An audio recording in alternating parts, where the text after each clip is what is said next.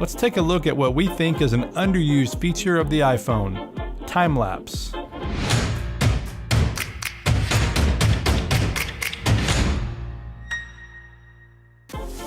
It wasn't too long ago that the only way to get a good time lapse was with an expensive DSLR camera and an intervalometer. You not only had to have the money, but the knowledge to be able to make this work. And of course, setting gear up is never easy. And then you have to set the shutter, the aperture, the ISO, the interval. But there is another way.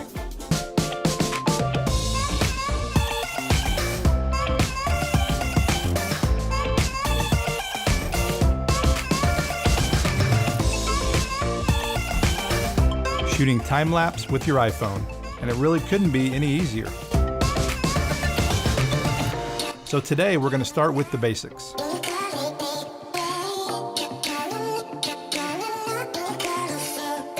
We're going to use the native iPhone camera app, no third-party apps today.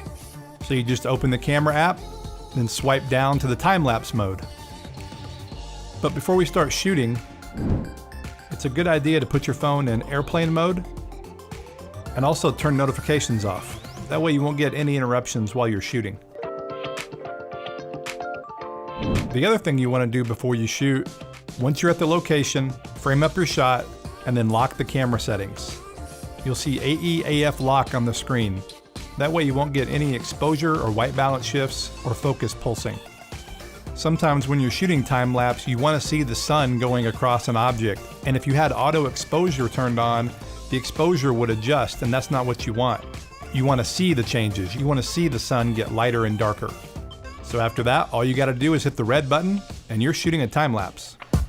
With the native camera app, you don't have to worry about any of the traditional settings when shooting a time lapse. Mainly the interval, meaning how many shots per second it takes. Apple has built in some magic into the app. They call it dynamically selected intervals. And so almost any time lapse you shoot will end up being about 20 to 40 seconds, whether you shoot 10 minutes or 2 hours.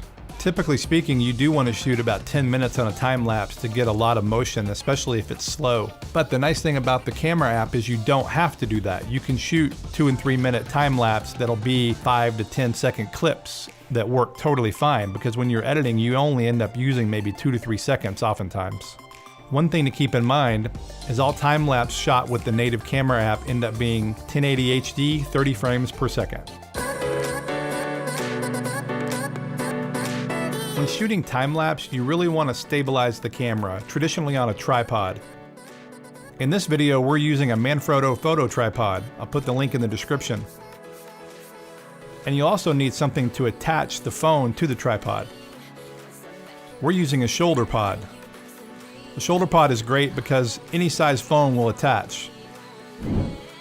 And it has a 1/4-20 mount on the bottom that you can attach to a quick release that goes to the tripod. Of course, you don't have to use a traditional tripod. You can use a tabletop tripod. Another Manfrotto product here. Just set it on the ground or on the hood of a car or wherever the case may be.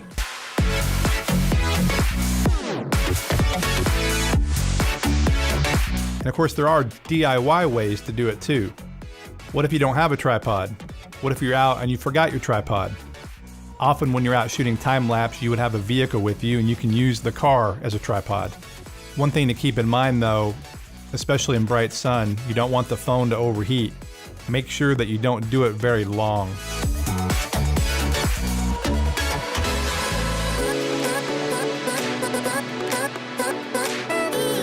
And lastly, there's even more DIY methods.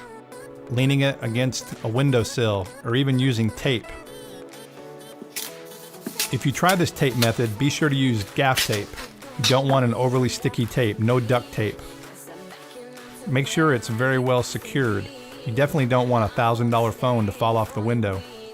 But phones are light and this tape method definitely works in a pinch.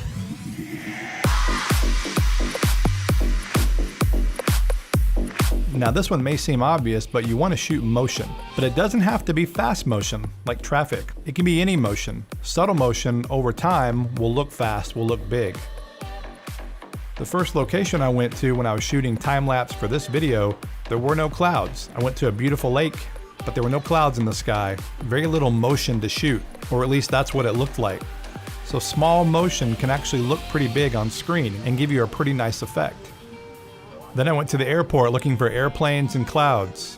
Neither were there, so I moved on. Had some luck with some traffic nearby. And then another day I went to another lake. Can't complain about the nice weather, but I was looking for clouds. But then I had another idea. Shooting the cyclists and all the walkers and joggers worked out great, and I tried to get some creative shots.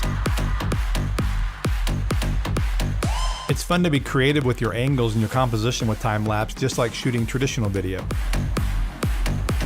And my last stop was a soccer game, and lo and behold, there were some clouds. So I got a nice mix of people and clouds, lots of motion, ideal for a time-lapse. For most people, using the native camera app is all you need. It's fast, it's easy, and gives good results. Be sure to turn airplane mode on and turn notifications off though. And also be sure to lock all the settings so your white balance, exposure, and focus don't shift. Be sure to stabilize the phone, ideally with a traditional tripod, but the DIY methods I went over can work too. And then finally, make sure to shoot motion. Find something interesting that's moving, even slowly, to show the time passage. Subtle movement can look really big on screen in a time-lapse. You can get really good results shooting time-lapse with the native iPhone camera app. Whether you're shooting a vacation video, a travel film, even a corporate video, a commercial, using this app will get the results you want more times than not. However, you can also get great results with third-party apps like Filmic Pro and more. You can shoot 4K, higher bit rates, you can shoot in log and flat mode, you can also add motion blur, you can do slow shutter, you can move the camera and do hyperlapse, you can use gimbals, even adding lenses, wide-angle lenses, telephoto lenses. And we'll explore those ideas and more in a future episode. But for now, grab your iPhone and go shoot a time-lapse with the native camera app. I think you'll be surprised with the results you can get.